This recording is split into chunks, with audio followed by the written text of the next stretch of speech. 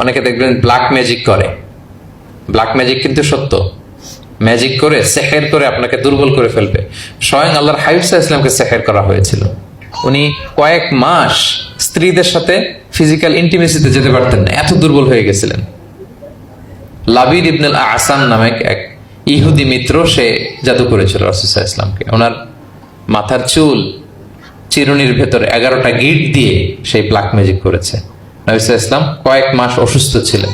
পরে সূরা ফালাক নাস যখন নাজিল হয় তখন আল্লাহ তাআলা রাসূল সাল্লাল্লাহু আলাইহি ওয়াসাল্লামকে সুস্থ করে দিলেন। সাহাবীদেরকে নিয়ে এক কুয়ার নিচ থেকে চিরুনি থেকে এই গিটগুলো খুলে খুলে রাসূল সাল্লাল্লাহু আলাইহি ওয়াসাল্লাম 11টা আয়াত তেলাওয়াত করলেন। রাসূল সাল্লাল্লাহু আলাইহি ওয়াসাল্লামকে সুস্থ করে দিল কে? আল্লাহ সুবহানাহু ওয়া তাআলা শিফা নসিব করলেন। তার মানে ব্ল্যাক ম্যাজিক সত্য, সিহির করে মানুষ।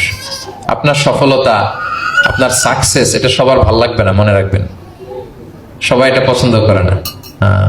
আল আইনু হক, নজর কিন্তু সত্য, নজর সত্য, নজরের প্রভাব আছে, চোখের প্রভাব আছে। এজন্য কারো ভালো কিছু দেখলে মাশা আল্লাহ বলবেন, আল্লাহর দিকে ফিরিয়ে দিবেন ওটার কল্যাণ। কি বলবেন? একটা সুন্দর ফুটফুটে বাচ্চা দেখলে মাশা আল্লাহ, কারো সফলতা দেখলে, কারো ফার্মে গেলেন, বাগানে যেয়ে দেখলেন ফল মূল ভর্তি, কি বলবেন? মাশা আল্লাহ, বিসমিল্লাহ মাশা আল্লাহ বললে এটাতে আর ক্ষতি হয় না।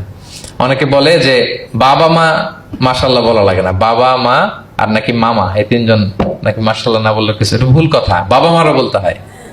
বাবাও তার ছেলের কোনো সাকসেস ভালো কিছু দেখলে কি বলবে?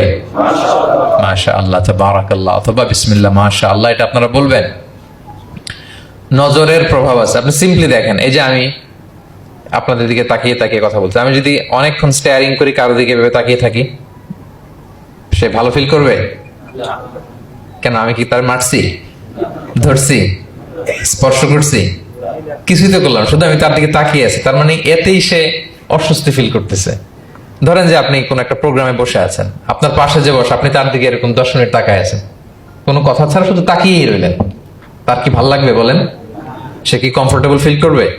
সে ভয় পাবে, সে ভয় পাবে, অস্বস্তি ফিল। আপনি কিছুই করেন নাই, না তাকে টাচ করেছেন, না ধরেছেন, ছুঁয়েছেন, কিন্তু শুধু তাকিয়ে আছেন। দেখেন নজরের কি প্রভাব। আল্লাহ আইনু হক, নজর সত্যি।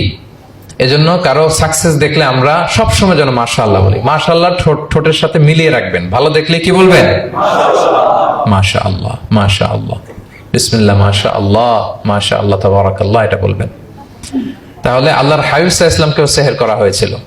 এই জন্য এই সেহের থেকে, ব্ল্যাক ম্যাজিক থেকে, আইন মানে জেলাসি, মানুষের নজর দিয়ে যে হিংসা করে, এই জেলাসি থেকে, মিন শাররি হাসিদিন ইযা হাসাদ, হাসাদ থেকে, মিন কুল্লি মাকরুহিন ওয়া শুরুর, এই সব ক্যালামিটি, ডিজাস্টার, এগুলো থেকে পানাহ হিসেবে আপনি এই ওয়াজিফাটা করবেন। 3 কুল, কুল আস-সালাসা, 3 কুল। আমার সাথে সাথে বলেন, কয় কুল? 3 কুল।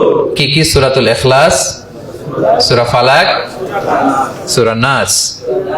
এই 3টা পড়ে ফজরের পর, মাগরিবের পর আর ঘুমোতে যাওয়ার আগে হাত দুইটাকে একসাথে করে পরে লম্বা একটা ফু দিয়ে মাথা থেকে মাসাজ করবেন সারা গায়ে। পারা যাবে ইনশাআল্লাহ বিইذنিল্লাহ। এবং আম্মা জান আয়েশা রাদিয়াল্লাহু তাআলা আনহা বলতেন, আমি যখন কখনো অসুস্থ হয়ে যেতাম, অসুস্থ হলে রাসূল সাল্লাল্লাহু আলাইহি ওয়াসাল্লামকে যে যখন কমপ্লেইন করতে, ইয়া রাসূলুল্লাহ আমি তো অসুস্থ, রাসূল সাল্লাল্লাহু আলাইহি ওয়াসাল্লাম আমাকে এই আমলটা করতে বলতেন। মানে আয়েশা, তুমি সূরাতুল ইখলাস, সূরা ফালাক, সূরা নাস পড়ে সারা গায়ে কি করো? ফু দাও।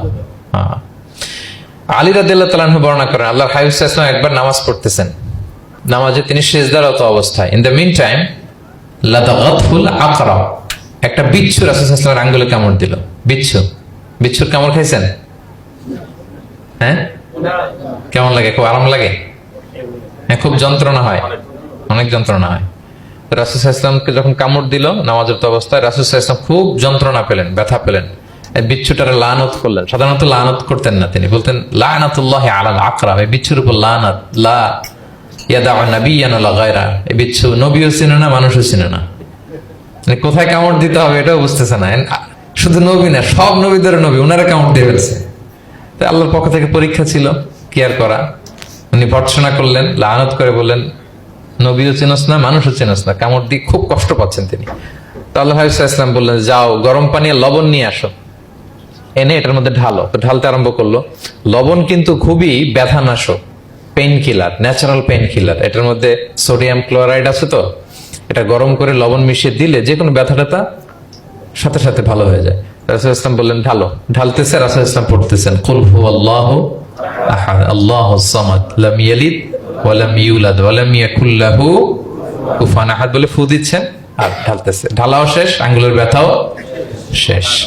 তাহলে রাসূল সাল্লাল্লাহু আলাইহি ওয়াসাল্লামের একটা চিকিৎসা পদ্ধতি আপনারা জানলেন, তিব্বে নাবাবী, যে সাপ বিচ্ছু কিছু দংশন করলে ওখানে কুসুম ওয়ার্ম ওয়াটার লবণ দিয়ে ওয়ার্ম ওয়াটার করে সেখানে ঢালতে হবে। আর কোন সূরা পড়তে হবে? কুল হুয়াল্লাহু আহাদ আল্লাহুস সামাদ লাম ইয়ালিদ ওয়া লাম ইউলাদ ওয়া লাম ইয়াকুল লাহু কুফুয়ান আহাদ, এটা পড়তে হবে।